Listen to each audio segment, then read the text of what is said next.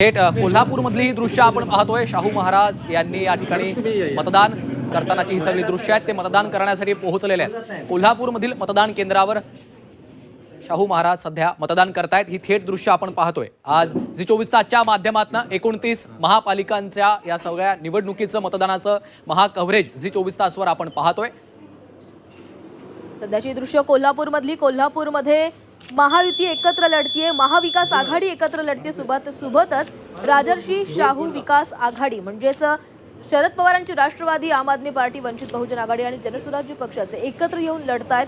त्यामुळे कोल्हापूरमधली लढत देखील अतिशय चुरशीची होणार आहे, कारण कोल्हापूरमध्ये महायुती एकत्र लढताना दिसते। त्यामुळे विरोधकांकडून असा दावा केला जातोय की महायुती सरकार आम्हाला घाबरलेलं आहे आणि म्हणूनच इथं एकत्र लढलं जातंय असं म्हटलेलं आहे।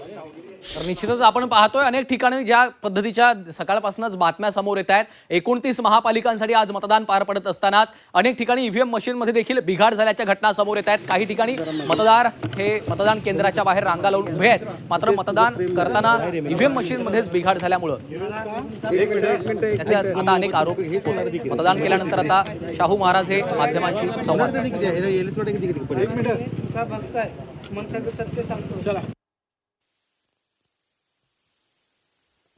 उत्सव या ठिकाणी पाहायला मिळतो। मोठ्या संख्येने कोल्हापूरकर मतदानासाठी बाहेर पडले।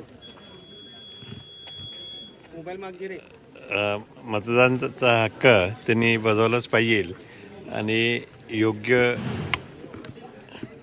उमेदवारालाच आपलं मत देऊन निवडून आणलं पाहिजे। तसं होत गेलं तरच आपल्या शहराचा विकास चांगला होत राहील। या ठिकाणी बघितलं तर काँग्रेस विरुद्ध संपूर्ण महायुती कोल्हापूरमध्ये चित्र पाहायला मिळते। काय विश्वास वाटतोय विजयाचा? काँग्रेसचे जास्तीत जास्त येतील। कोल्हापूर महानगरपालिकेवरती काँग्रेसचा झेंडा फडकेल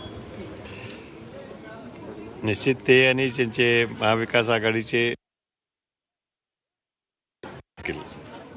थँक्यू।